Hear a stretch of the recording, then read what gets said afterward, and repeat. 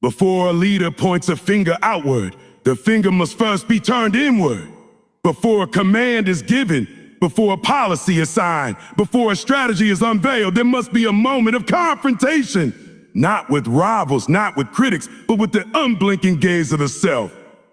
The greatest test of leadership is not measured in votes, profits, or applause. It is measured in the silent moments when no one is watching, when the door is closed, and the only witness is the reflection staring back from the glass. The mirror has no loyalty to reputation. It does not care about titles or medals. It does not flinch at charm or charisma. It does not bow to authority, nor does it fear consequences. It is the most honest advisor a leader will ever meet, because it will not adjust its truth to spare feelings. It reflects exactly what is there: strength and weakness, conviction and doubt, clarity and confusion. In that reflection, there is nowhere to hide. The excuses offered to others collapse in the face of the mirror. The image looking back is immune to spin, blind to clever justification, untouched by public image. It knows the difference between what is said and what is done. It remembers promises broken in moments when courage was traded for comfort. It has recorded every compromise, every act of pettiness, every time the easy path was chosen over the right one. And yet, the mirror is not an enemy. It is an unyielding but faithful ally. Its purpose is not to shame, but to awaken. It holds the leader to the highest standard, not the standard others will accept, but the standard the leader once dreamed of living by before power, pressure, and politics tested their resolve. The mirror calls the leader back to that original vision, that uncorrupted purpose, the reason they wanted to lead in the first place. Looking into the mirror is not a ritual for the vain. It is a discipline for the brave. For some, it is a fleeting glance, a superficial check for visible flaws. For real leaders, it is an unhurried examination, a willingness to look past the surface and into the eyes of the person responsible for everything that follows. It is the act of asking, without fear and without filter, am I who I claim to be? That question is the gateway to authentic leadership. Because if the answer is no, if the reflection reveals a widening gap between what is preached and what is practiced, then no amount of external success will make that leadership real. The outer achievements will be hollow victories, built on foundations too fragile to last. When a leader avoids the mirror, they avoid themselves. They begin to live in the echo of their own words, relying on the approval of others as proof of their worth. Decisions start to serve image instead of principle. Actions are shaped by convenience instead of conviction. And soon, without realizing it, leadership becomes theater. A performance in front of the crowd while the truth behind the curtain slowly erodes. But the leader who dares to stand before the mirror each day builds a different kind of power. It is a power rooted not in position but in character. It is the quiet, unshakable confidence that comes from knowing that the person behind the decisions has been tested, questioned, and held accountable by the most unforgiving judge of all, their own conscience. The mirror reveals the battles already won in private, the temptation resisted, the easy lie refused, the silent act of integrity no one else will ever hear about. These victories do not make headlines, but they shape the leader's spirit. They are the invisible armor that allows a leader to walk into storms without fear of being unmasked. This is why the mirror test is not optional for real leaders. It is the daily audit of the soul. It is the quiet assurance that when words are spoken in public, they have already been weighed in private. The mirror shows the image. Self-awareness explains it. It connects the dots between intention and impact, between the private self and the public role. It is not achieved in a single moment of clarity. It is maintained through daily practice, constant feedback, and an openness to be wrong. For those who embrace it, self-awareness becomes an advantage no rival can take away. Competitors may have more resources, critics may have louder voices, but no one can unsettle a leader who understands themselves fully. They are harder to manipulate, quicker to adapt, and more consistent in character. Self-awareness is the quiet force that makes leadership sustainable. Without it, even the most talented leader will eventually be undone, either by their own unchecked flaws or by the trust they lose when others see what they refuse to acknowledge. With it, a leader earns a kind of respect that survives mistakes and endures over time. The mirror challenges a leader to see the truth. Self-awareness challenges them to live with it and to grow from it. Together they form the foundation that separates those who merely hold power from those who truly deserve it. The true weight of leadership is not measured in how much authority one holds, but in how much accountability one embraces. Power is seductive because it offers control over others. Accountability is humbling because it demands control over oneself. The difference between the two is the difference between ruling and leading.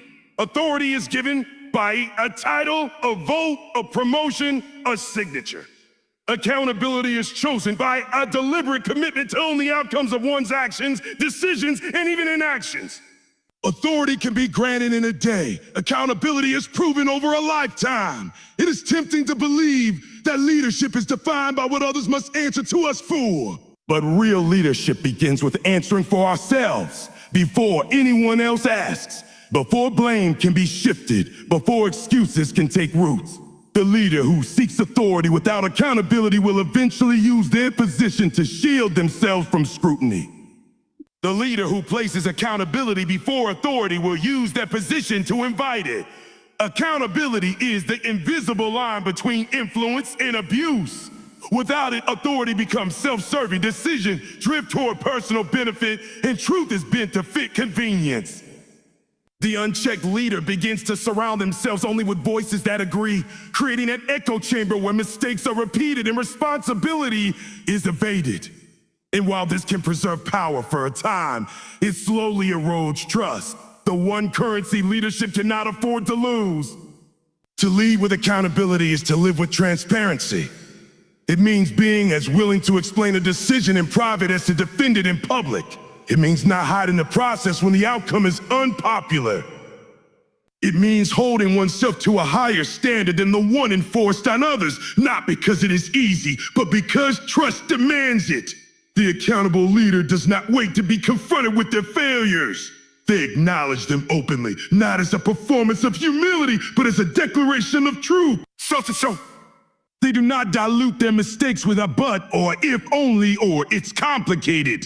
They stand before the mirror and say, this was my decision. I own its consequences. That willingness to take the blow themselves creates a culture where others are unafraid to take ownership too. This kind of accountability also extends beyond the outcomes we can control. There are moments when events turn against even the most prepared leader. Markets crash, disasters strike, allies betray. In those moments, authority can hide behind circumstances accountability refuses to.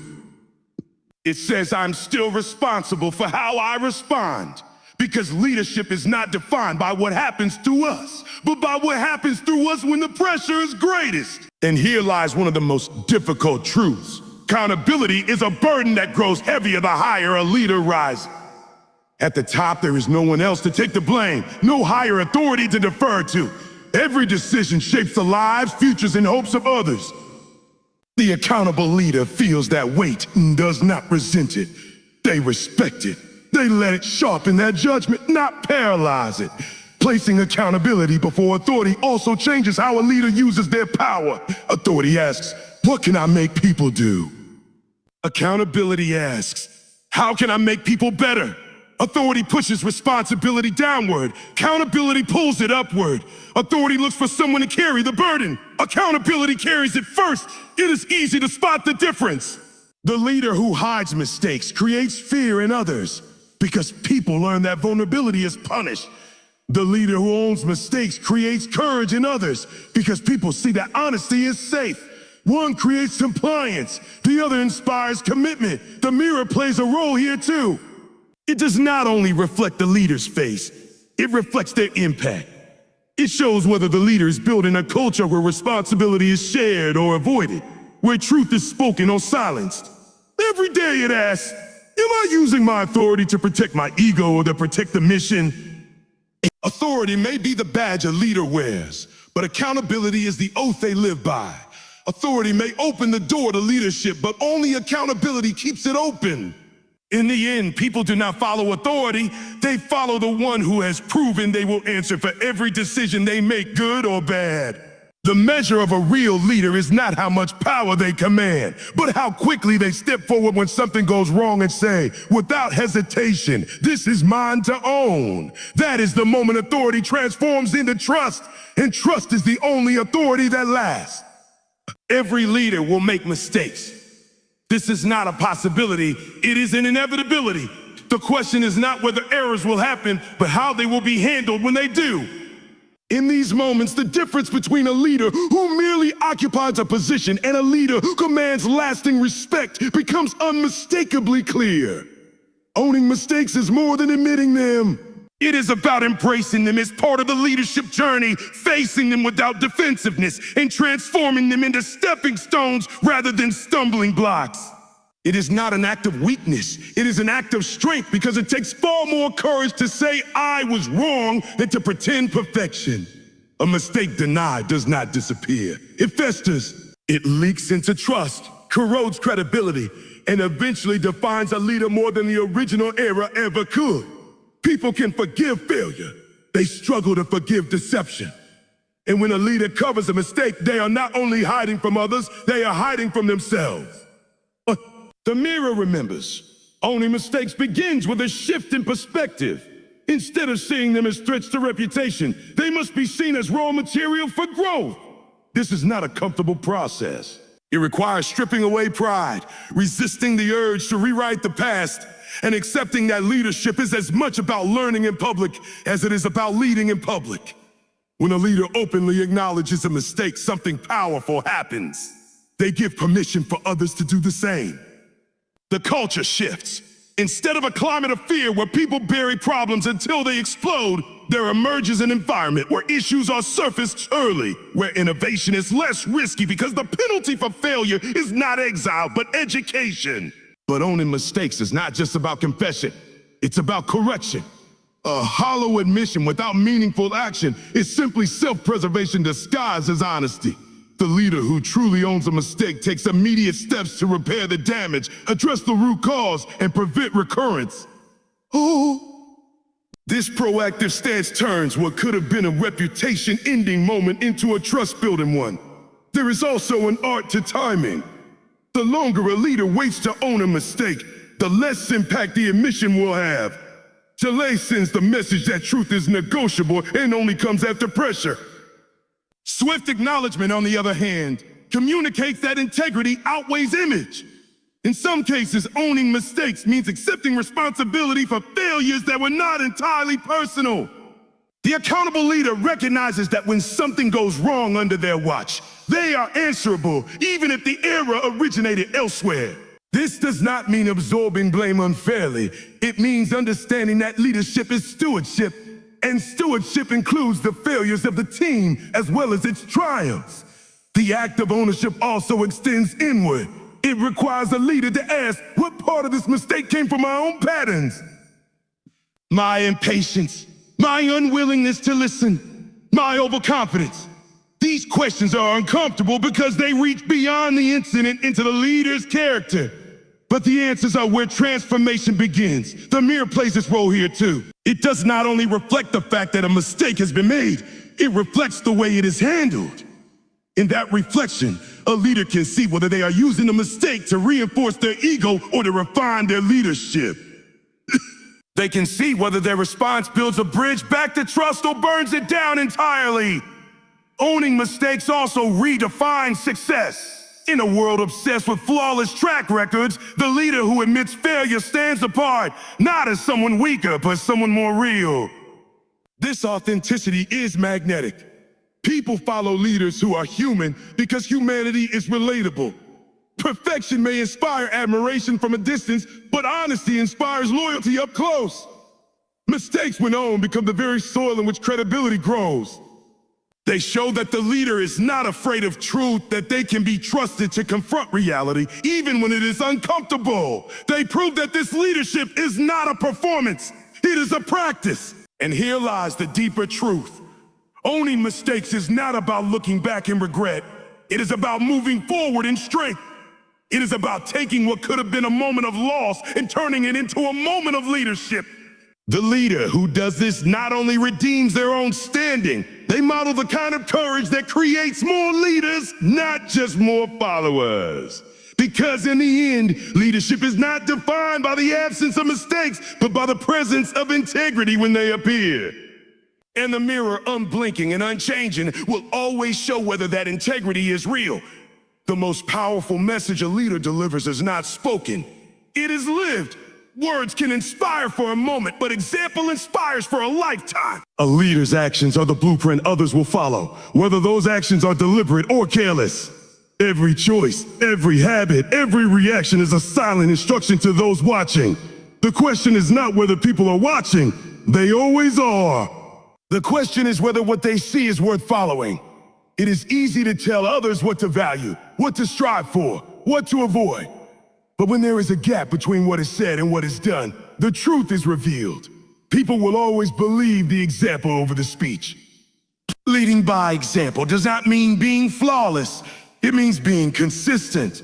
It means aligning behavior with principles even when no one is keeping score. It means holding oneself to the same standard that is expected of others, without exceptions, without convenient excuses.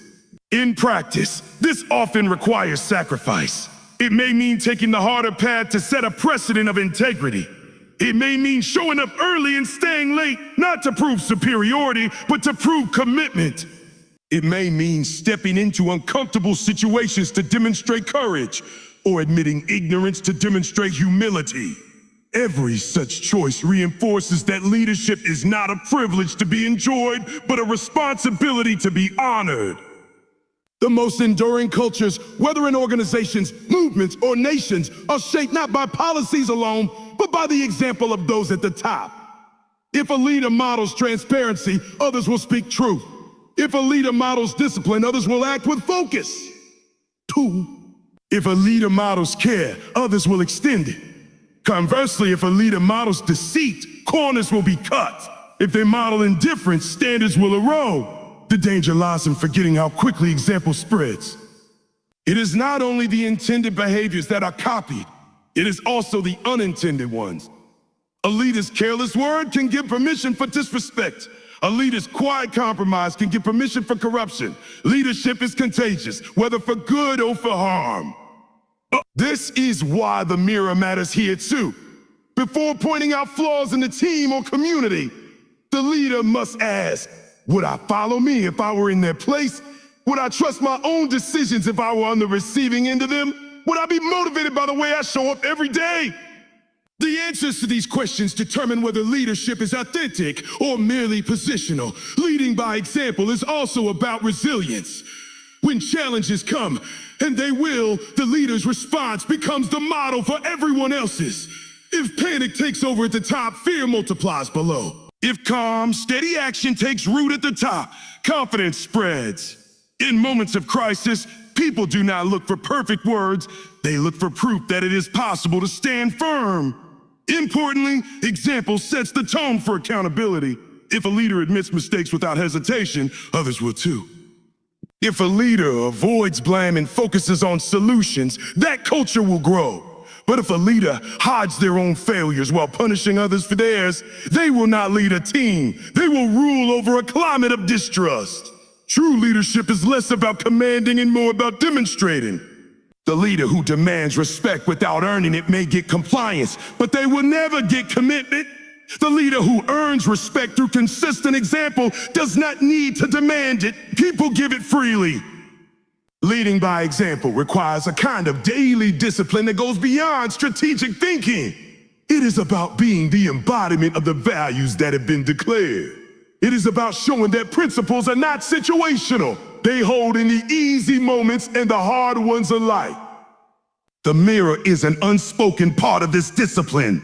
Each day it reflects back the evidence. Did my actions today teach others what I claim to believe? Did I model what I expect from others? Did I live in a way that, if copied by everyone around me, would make this place better?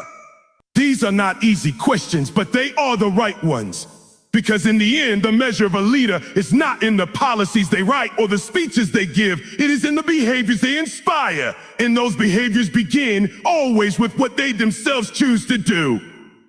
The legacy of leadership is written not in words, but in the lives shaped by example. The merest truth is not meant to be admired, it is meant to be acted upon. It is one thing to see what must change, it is another to summon the courage to change it. This is the crossroads where many leaders falter. Awareness without action becomes self-deception. Reflection without transformation becomes vanity. Change is uncomfortable because it demands movement away from what is familiar. For a leader, it often means stepping away from strategies that once worked, habits that once served, and even identities that once defined them. It is a stripping away of comfort, and comfort rarely lets go without a fight. Courage to change begins with humility. It requires admitting that yesterday's methods may not solve today's challenges. It means accepting that the skills, beliefs, or behaviors that once built credibility may now be eroding it. This is not an admission of failure. It is a declaration of adaptability. The strongest leaders are not those who never alter their course, but those who can recognize when the course itself has changed. Resistance to change often disguises itself as loyalty to tradition or consistency in leadership style. But real consistency is not clinging to the past. It is staying faithful to the mission while being flexible in the methods. A leader's principles must be unshakable, but their strategies must be adjustable. Without this balance, leadership becomes rigid, brittle, and eventually irrelevant. The courage to change also means confronting the parts of ourselves we would rather keep hidden. The mirror does not just reflect public flaws, it reveals private fears, ingrained biases, and unhelpful patterns that have been allowed to persist. Change asks, are you willing to be uncomfortable long enough to grow beyond these? The answer to that question often determines whether a leader will plateau or progress. Fear is the greatest opponent of change. Not the fear of failure, but the fear of losing control. Change often feels like stepping into the unknown without a guarantee of success. It feels like risking credibility, risking trust, even risking identity. But fear must not be allowed to dictate direction. Leadership requires moving forward despite fear, because the alternative is stagnation, and stagnation eventually leads to decline. Courage to change is contagious. When a leader models it, others feel permission to evolve as well. It creates a culture where innovation thrives, where feedback is welcome, and where no one is trapped by outdated practices simply because that's how it's always been done. In this way, change becomes less of a disruption and more of a discipline. Of course, not every call for change is wise. Courage to change is not recklessness. It is discernment in motion. It is the ability to sift through feedback, to separate noise from truth, and to identify which shifts will serve the mission rather than distract from it. True courage lies in making the changes that matter, even when they are unpopular or misunderstood. There is also a deep personal element to this courage. Sometimes the change required is not in policy or process, it is in temperament, in tone, in attitude. It might mean listening more than speaking. It might mean relinquishing control in areas where trust has been earned. It might mean accepting that the leader is not always the hero of every story, but sometimes the guide, the supporter, or even the student. The mirror will not stop showing the truth until it is acted upon. The same patterns will keep appearing. The same lessons will keep returning. Life has a way of repeating its tests until the leader passes them. And passing them always requires movement toward honesty, toward growth, toward a better version of self. In the end, the courage to change is not about chasing every new idea or bending to every opinion. It is about remaining loyal to the mission by refusing to remain loyal to ego. It is about having the strength to say, this version of me is not enough for the challenges ahead, so I will become more. Because leadership is not a static title, it is a living, breathing role. And those who lead with the courage to change ensure that their leadership stays alive, relevant, resilient, and ready for whatever comes next. Change keeps a leader relevant. Consistency keeps a leader trusted. Without the courage to adapt, leadership becomes rigid. Without the steadiness of character, leadership becomes unpredictable. The balance of these two is what makes a leader not only effective in the moment, but enduring over time. Consistency of character is not about never changing one's mind or methods. It is about remaining anchored to principles so deeply that circumstances cannot uproot them. A leader may alter their strategy to face a new reality, but the foundation, the honesty, the fairness, the respect for others remains unmoved. Inconsistent character is one of the fastest ways to lose credibility. When people cannot predict how a leader will act, when pressure mounts, they begin to withhold trust. They start second-guessing motives, questioning whether decisions are guided by values or by convenience. Without trust, even the most brilliant plans collapse because no one will fully commit to them. True consistency is revealed not in moments of ease, but in moments of strain. When the stakes are high and the room is tense, does the leader still speak truth? When temptation offers a shortcut, does the leader still choose integrity? When the outcome is uncertain, does the leader still honor their word? These are the situations where the difference between a position holder and a principle holder becomes visible. It is easy to be consistent when the cost is low, but the leaders who are remembered are those who paid a price to uphold their values. They turned down profitable deals that compromise ethics. They refused alliances that required sacrificing their integrity. They stood firm, even when standing firm meant standing alone. Consistency of character is not stubbornness, clings to decisions out of pride. Consistency clings to principles out of conviction. One resists change for the sake of ego. The other welcomes change as long as it does not violate the core values that define the leader's identity. The mirror is an uncompromising judge in this regard. It remembers every compromise, every quiet bending of principles to avoid discomfort. It also remembers every time those principles were kept, even at a cost. The leader who can meet the mirror's gaze, knowing their character has not wavered, carries a kind of peace no external victory can provide. Consistency also has a multiplying effect. When a leader's actions align predictably with their values, people begin to act with more confidence. They know the boundaries, they trust the decision-making process, and they feel secure in their roles. This stability frees them to focus on their work rather than guessing how leadership will react from one day to the next. But when a leader's character changes with the audience or the pressure, the entire culture becomes unstable. Fear replaces confidence. Self-preservation replaces initiative. People begin to mimic the inconsistency they see, and soon the entire organization becomes reactive rather than principled. Consistency of character is also the safeguard against the subtle erosion of values over time. The decline rarely happens in one dramatic moment. It happens in small, almost invisible compromises. The late-night decision to adjust this once, the overlook a rule. The choice to soften the truth because the full reality might cause discomfort. The willingness to let a minor injustice slide because addressing it would be inconvenient. Each one seems harmless, but together they chip away at the foundation until the structure collapses. For a leader, the decision to remain consistent is a daily commitment. It is a choice to measure every action against the same standard, whether that action will be praised or criticized. It is the refusal to be one person in public and another in private.